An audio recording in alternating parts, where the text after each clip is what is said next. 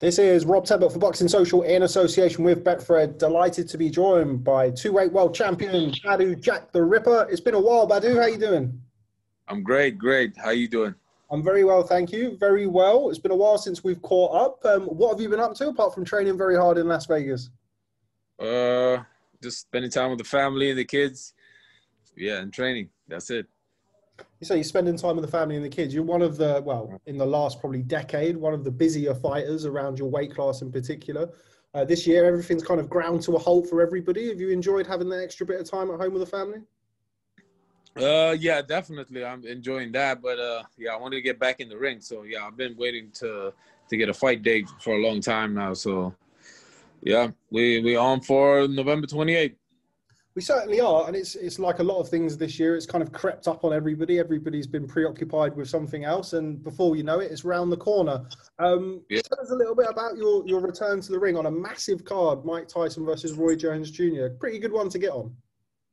Yeah, yeah. Mike Tyson's team, they reached out to us in August if you want to be a part of you know, his comeback fight with Roy Jones. I said, yeah, absolutely. And that was only like 4 or 5 weeks away. And it was supposed to be an exhibition fight for me too. So I wasn't really, you know, wanted to go down to 175 just for exhibition. And yeah, and then they changed it last minute to a real fight. And yeah, so we were fighting at cruiserweight or catchweight, 189 pounds for this fight. So I'm still a light heavyweight till we get the Pascal fight. But after that, yeah, we'll see what happens. They mentioned the Pascal fight. That's the last time that we saw you. Very, very close. You always in very close, controversial fights. Now you've had a little bit of time to reflect on your performance. What did you make of it? I thought I won the fight, and so did like 70, 80% of everybody watching the fight. But yeah, we're gonna have a rematch. Yeah, it's been pushed back because of COVID, and yeah, hopefully it looks like we're gonna fight beginning of next year. What is it about your style, Badou, that always seems to produce these close, controversial fights? It's boxing politics, but yeah, it's some stuff that I got to change too. But most of it, you know, is boxing politics. You mentioned the stuff that you've got to change. What was that? I mean, I gotta start earlier, and so you'll see next week a little preview of that. Well, how much do you know of your opponent? To be honest, I've not heard of Blake McKinnon. How much do you know of him? Nothing, to be honest. I mean, I saw him at the press conference. You know, he's talking a lot, talking a good game. You know, I give him his 15 minutes of fame. Let him talk. You know, I talk with my fist in the ring, so he's going to be humble after that. So it's okay. You certainly do.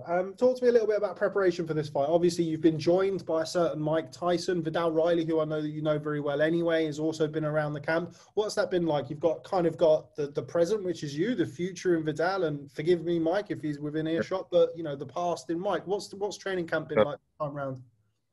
It's been a good camp, actually. I have a new trainer, Jonathan Banks. So I've been working with him a lot, and I feel great. Yeah, I can't wait. I can't wait. I'm in great shape. I've been throwing a lot of punches, combinations, everything. So we're looking good in camp. What was the reason behind the change in trainer to move over to Jonathan Banks? It was actually my old trainer, Lou Duval, which we're still cool. We're still good friends. Yeah, he said he misses family. He want to move back to New York. And yeah, he's kind of tired of all the times that we've been robbed. And yeah, so yeah, we decided to get a new guy in, and Jonathan Banks was the first guy I tried. I tried a couple other guys, but yeah, he's the one I clicked with real well for my style. And yeah, I'm very happy. Had you worked with him before, Jonathan Banks? No.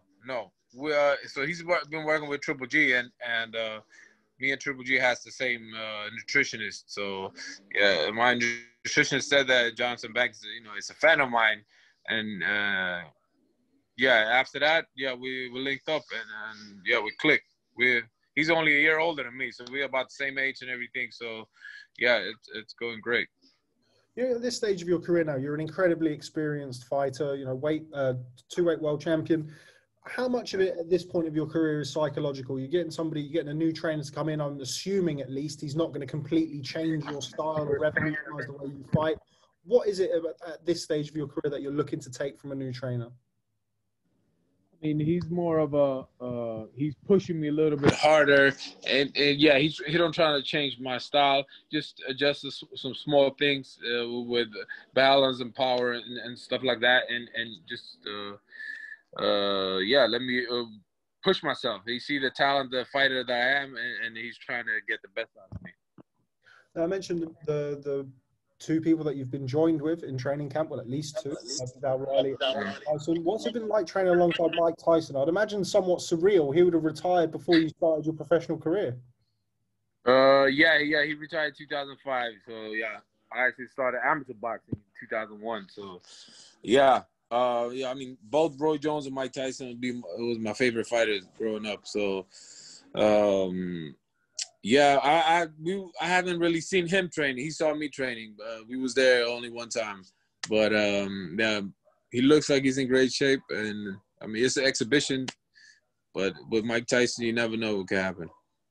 You say that's something that's been kind of repeated, the fact that it's an exhibition bout. Now, yeah. Mike Tyson and Roy Jones Jr., two of the most established, legendary fighters of many, many a year.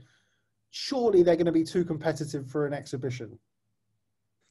Yeah, I mean, and I don't think Mike Tyson could take it easy. And I mean, Roy Jones is no punk either, so he's gonna try to respond to whatever coming at him. But yeah, hopefully, I'm in good friends with both of them, so hopefully none of them get hurt. And yeah, they doing this for charity like myself. So I mean, at least what I heard. So yeah, hopefully everybody have a good night. Before we come on to your charity work, I'm always very keen to talk to you about your foundation. Mentioned Vidal Riley, somebody that you know well. You obviously work with Amir Abdullah, both of you.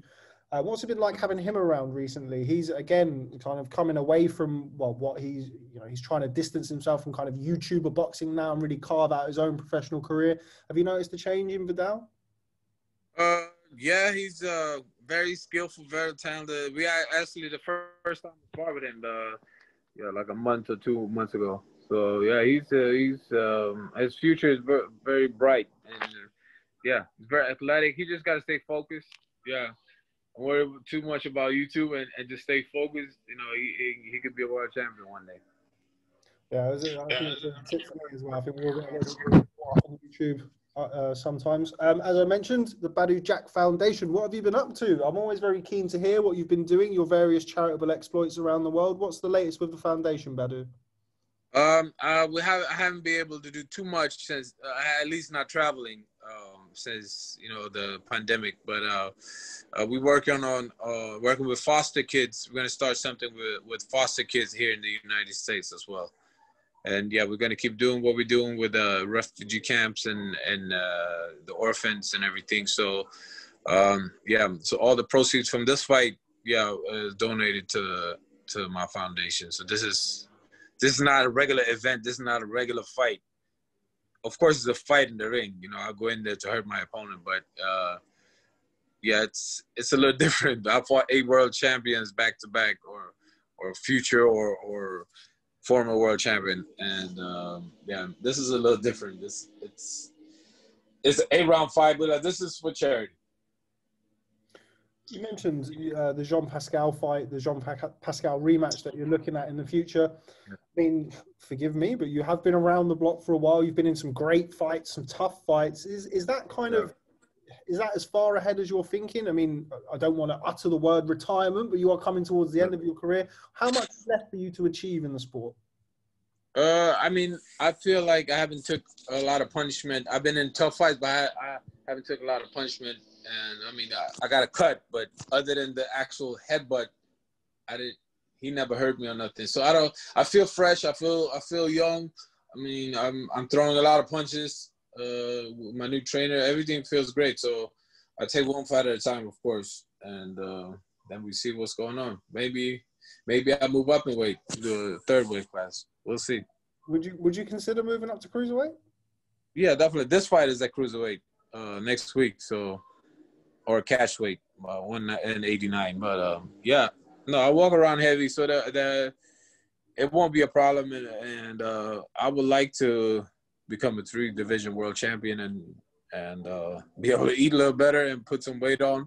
Yeah, why not? Especially now when you get a little older, metabolism is not working like it did 10 years ago. But I mean, I can still make one light heavyweight, but we'll see what happens. First this fight, then Pascal, and after that, we're gonna make a decision on what we're gonna do.